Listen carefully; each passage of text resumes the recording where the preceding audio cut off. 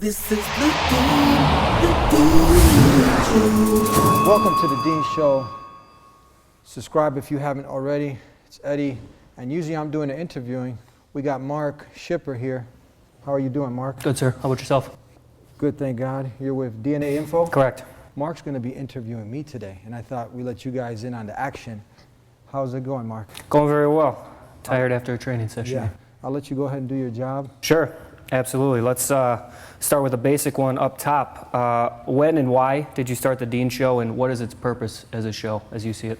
The Dean Show we started back in 2006, and the primary purpose was when I started to live this way of life, Islam, I started to see that it was bringing contentment, peace, satisfaction in my life. Gave me discipline, gave me a good set of rules to live by, helped me to be a better human being all around. I started to see certain things on the media that were antithesis to what I was learning. I started seeing this beautiful way of life that's lived by over 1.67 billion people in the world being associated with terrorism and some of the ugly things out there. So I thought, okay, I'm an American, I love my country, people need to get educated. And I thought the media was a great way. I was learning this way of life and I loved sharing it. And I thought the more I can educate people that have a totally different perspective, we can break somebody's walls and we can foster and nurture goodness instead of a lot of this hate that's arising from misinformation and people just not knowing. Yeah. So that brings up another question. You've been very successful using social media, YouTube, other types of video media, some print media, I think, on the internet. So what are some of your numbers? Like, what are your Twitter numbers, YouTube numbers? What kind of followers, what kind of viewings do you get for a show? I mean, thank God we started off just putting our content on what was available at that time. I think YouTube was kind of new. We started putting it out there. Then we got involved with the local cable station here in Chicago, CAN TV. And then from there, I kind of got on board late with some of the Facebook, Twitter, started utilizing this. Yeah. And we also have people who have reached out and wanted to broadcast our shows on many of the satellite channels. So we're on several satellite channels that have potential viewership in the millions. So we have a good amount of following on the satellite TV, and also we have a couple million on our Facebook, and in the hundreds of thousands on the other media Big numbers. So a lot of people are watching, listening. So what do you see in popular culture, news media now? Recently, that misconstrues or misrepresents Islam. What we're seeing a lot is the almost like advertisement out there and fear-mongering that is creating a rift between the people. And today, we see such groups out there that are being given a platform that don't represent Islam, that don't represent Muslims. Give some specific examples, who you're talking about. Daesh.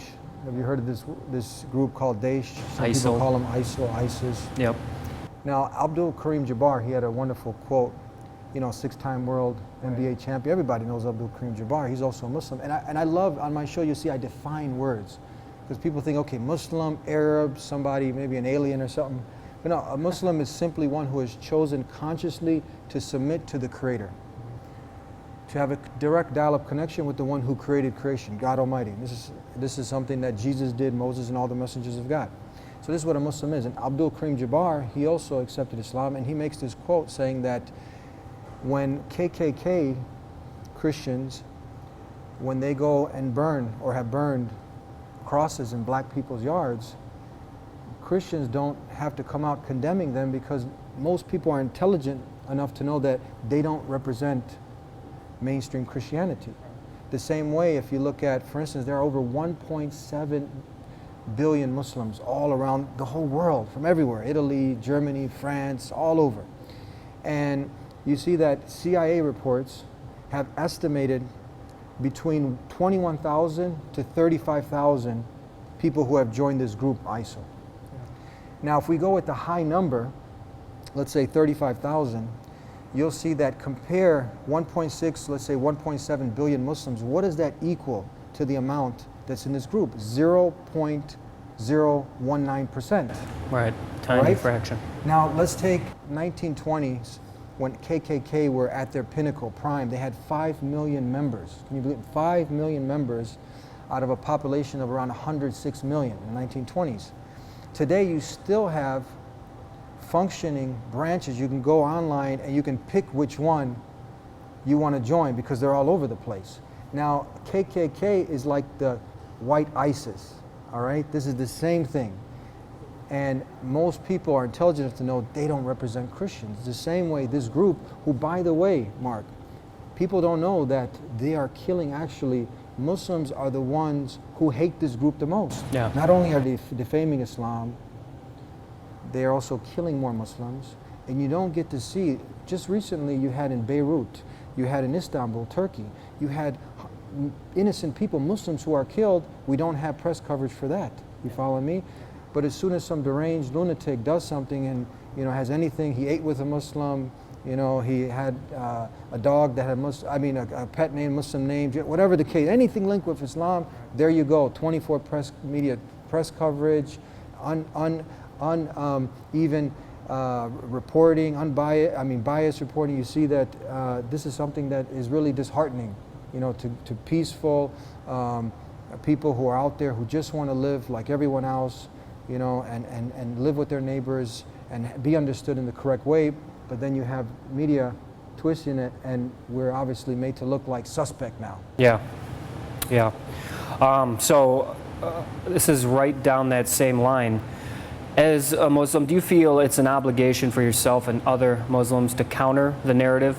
Is it the responsibility of outsiders to educate themselves, or ideally would you like to see a combination of both? Muslims out there countering the narrative and people also educating themselves who might not be Muslim to figure out what the truth is, despite what the popular, narratives might be. As Muslims, those who live this way of life, we're told to share this message, to help eradicate any kind of false fears that anyone has through educating people.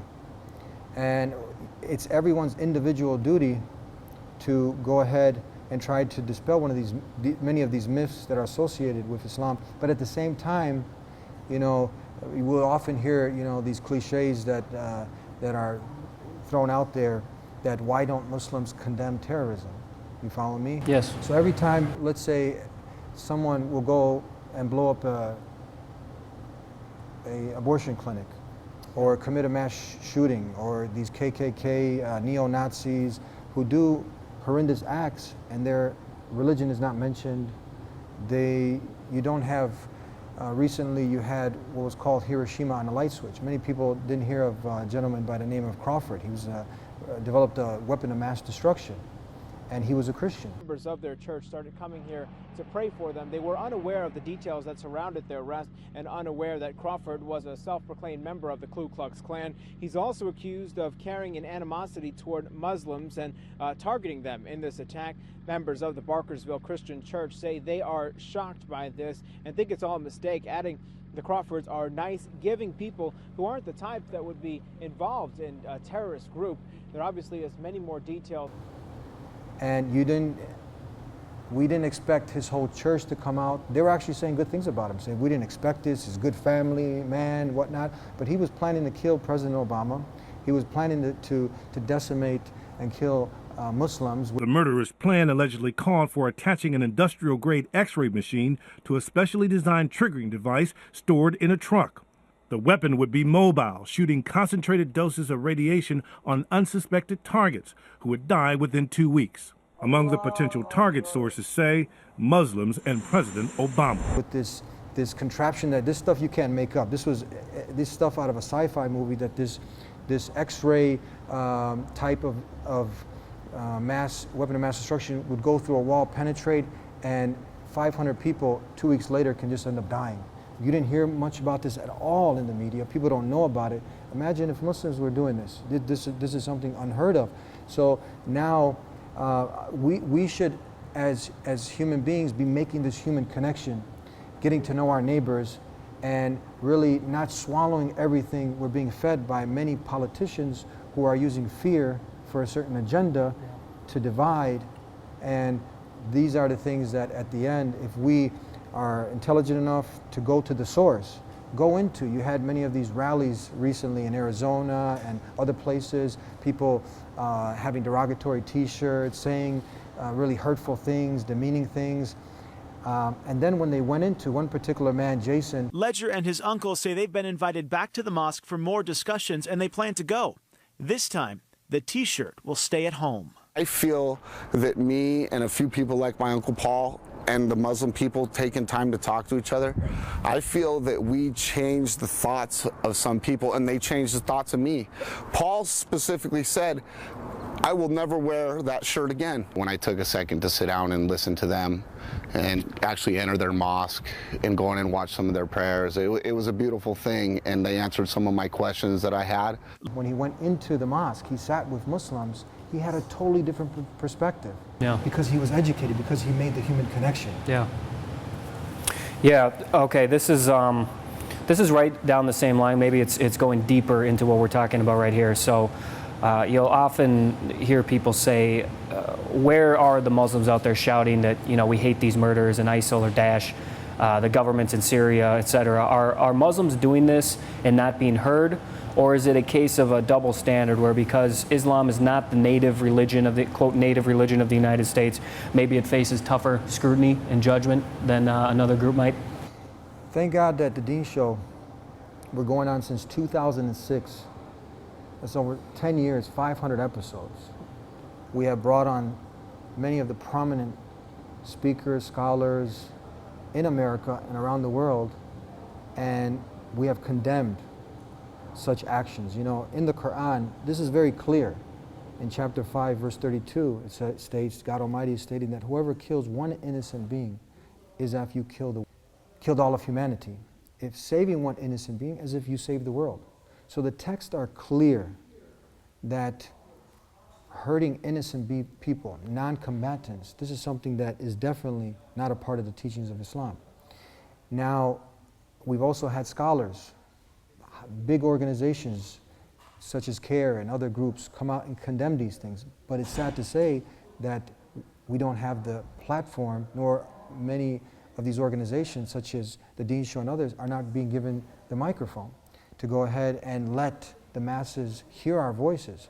Another thing is real beautiful when you hear, I just heard President Bill Clinton, you know him? Everybody knows Bill, right? Bill Clinton was giving an account of what he portrayed as the majority of Muslims, how they are in the US, because there was a New York Daily article that was talking about a Yemeni Muslim who had been working at a convenience store and he got stuck up. Bill Clinton is narrating the story. Looked at it and said, I've just had this job for a year. This is not my money and it's not yours. And he slapped at the gun hand of the person standing closest to him. That guy is more representative of most Muslims in America than what happened in It's interesting, we have this on our Facebook page, you can see it. And he said that a man came in at gunpoint to stick him up, said, give me the money. The Muslim opened up the drawer, took the money, he was about to give it, and he said, you know what? I've just only had this job for a year. This is not your money, it's not my money, I'm not giving you the money. And he smacked the gun out of his hand. The gun actually went off, bullet hit the counter. The man realized, look, I'm in the middle of this New York City, I better get out. He got away, he left off. The Muslim got the rest of the day off. His employer was very happy, went home, prayed, and thank God. And then at the end, Bill Clinton said, you know what? That guy is more representative of most Muslims in America than what happened in This is the majority of Muslims here in America. Yeah. These are the people that basically saying that Americans need to know about. He gave another example of Kenya. So the Muslims went around giving headscarves to the Christian women and otherwise trying to disguise them, and they risked their lives to save the Christian minority. Where there was a group of Muslims and Christians riding on a bus, and a terrorist group came and was trying to separate the Muslims and the Christians. And what happened, the Muslims ended up disguising the women, putting hijabs on them, and risked their own lives to save the Christians. Risk their lives to save the Christian minority. So these stories people don't hear about. These stories, the majority, we talked about ISO, Daesh, 0.019% over here, and 24/7 coverage, all day and night, that's all you hear. But now, all the good that Muslims are doing, you don't hear about these stories. It's nice to hear President Clinton, you know, share this. Yeah, a couple good stories from him. All right, so bringing it back locally a little bit, how is life, in your opinion, from what you've seen and what you hear in Chicago for a Muslim? Because sometimes you'll hear these claims that life in America as a Muslim after 9/11 has been a form of hell, but that doesn't seem quite accurate. So has there been any specific threats against your community, been targeted for anything, or do you find that it's a more complicated situation? Sometimes it's very good, other times you might run into pockets of people who are more prejudiced. What is life like been in Chicago, in your opinion? Is it a big deal, or? I think Chicago, like New York and some of these more urban cities, the big cities where you have a mixture of nationalities, religions, is not as bad as if you go outside some of these areas where people haven't really gotten out the box, right? Where you have many people who, if you don't look like them, talk like them, sway like them, have an accent like them or slang like them, it's not, you're not one of them. And anything else, you're just, you're not in. And when you don't have access to the information, and someone also is not with you to make that human connection, you don't have a taxi driver that's a Muslim, possibly like you do in Chicago. Maybe you don't have, like here, most of the doctors are Muslim doctors, right? Engineers, scientists. So you're able to, professors, you're able to go to the university and your professor's a Muslim, and you get to make the human connection. You go to the doctor, it's a Muslim doctor, human connection, right? And there's that good in every human being, you follow me, that needs to be nurtured. And when it's nurtured through the right channels, then like Nelson Mandela had said, beautiful statement, he said that nobody is born hating, that people are taught this. So now you're in a rural area, you never met a Muslim, and now you hear some of these politicians spewing this hate, pumping you up, making it seem like the boogeyman's coming to get you, you follow me? That fosters it, you're taught that. So we need to teach them how to love. And that's what the Deen Show is about. And Muslims are the majority about trying to get the message out, really trying to be represented the right way to show that we are a community of peace. We have a greeting of peace. Peace be with you. We pray for peace. We want peace. We live a way of peace. Well said. All right, closing in here, just a couple more questions for you.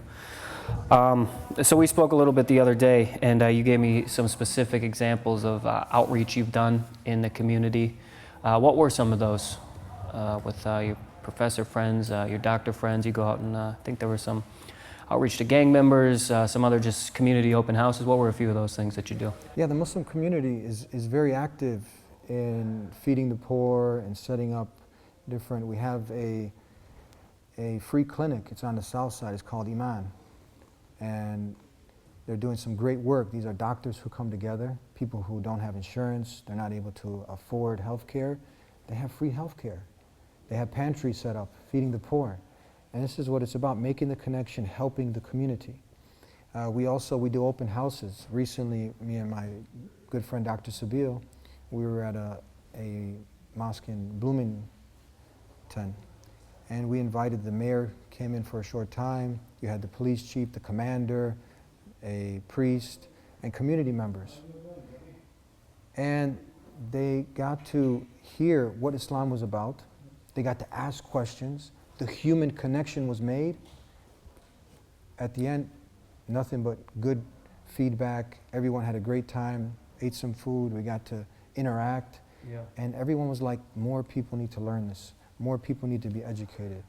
Because it's through that education, through the human connection, that's where a lot of this hate, false fear, and these misconceptions that are out there can decimate, can be eradicated, and we can start to understand each other as neighbors. Because we have to understand that, you know, Muslims ain't going nowhere. Right. Christians ain't going nowhere. Right. We're here, we're living together, so we need to get to know each other, get to know our neighbors, and need to work together to live together in peace. Yeah, so these are friends and neighbors scenarios. This is going out and realizing these people, Muslims are not in any way others. They're Americans, they live next door to you. Absolutely. And they're just people exactly like you are. So that's what these things are. All right, so last question here. We're at your JiuJitsu Academy, so let's get one there. How do you think this academy fits into all of this in terms of the example it sets for how you live your life? Is it a great advertisement for how you live your life, maybe for Islam, maybe for the Reddick family, or do you like to keep it neutral here and just lead by an example? How does this all fit into your plan?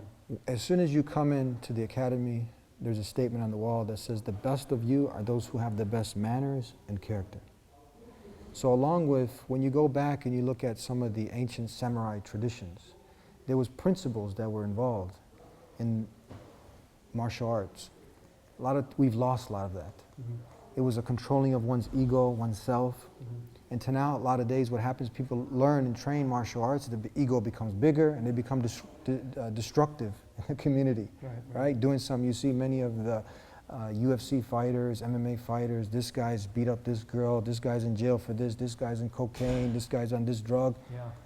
You see, when you learn and you have a good teacher, not just teaching you how to throw a punch, how to knock someone out, how to submit somebody, but at the same time helping to work on the heart, on the spirit, these things, nurturing that good inside, that they can have a reference point to look back to and to control that ego by getting this confidence that the martial arts teaches you. At the end, when you have a completeness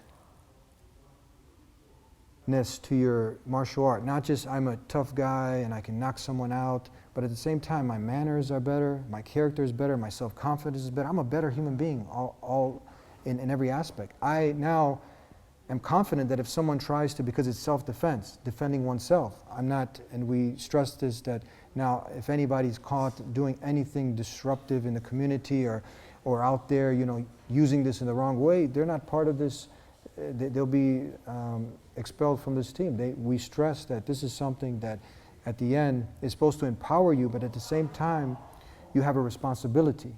Yeah. At the same time now, you carry this with you, but you have a great responsibility. So we try to cover every aspect that now will help to make a complete martial artist.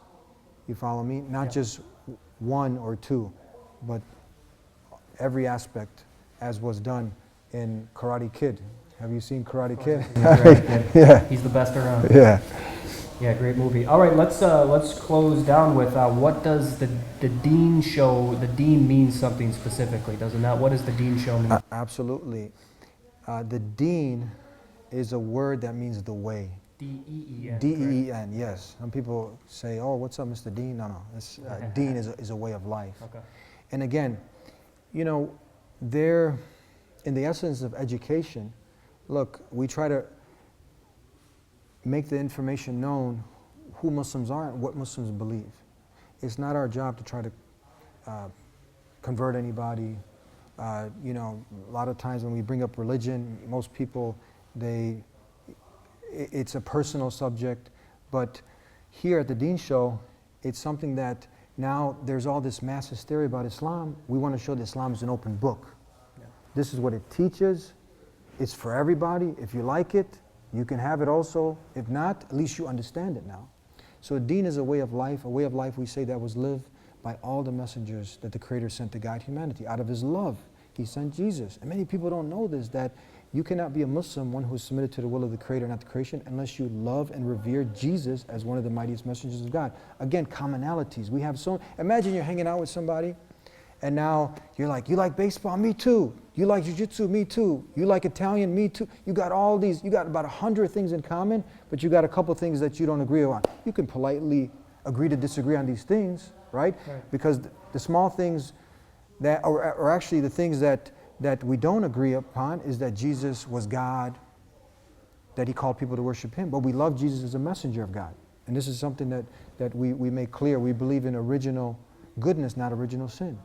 So those are the things that are the differences. But now, there's so many commonalities, that we love his Blessed Mother. There's a whole chapter named after the Blessed Mother, the Virgin Mary, in the Quran. There was just recently a Professor Hawkins who is having her position, I believe, terminated because she stood in solidarity with Muslims. She's a Christian professor, and she wore what you see on Mary, Jesus' mother, and what's called the hijab. It's just a modest dress that she put on that's actually, if you look at it, it's part of the teachings of Christianity. It's in the Bible. So now we point out these similarities in this way of life, right? That we're not the Antichrist, that we love Christ, that we worship the same God. We have a different way. We believe in pure monotheism, that we don't worship anything in creation, but only the creator of creation. That's it, done. And you have a right to your way, we have a right to our way, but at the end, let's try to understand each other, and by understanding each other, that's how we can live in peace. Well said. Hopefully we reached some understanding today. It was enlightening. I'm out of questions, so thanks for having me on, and thanks for talking for DNA Info. Thank you very much for having me. Appreciate it, sir. God bless you. Thank you.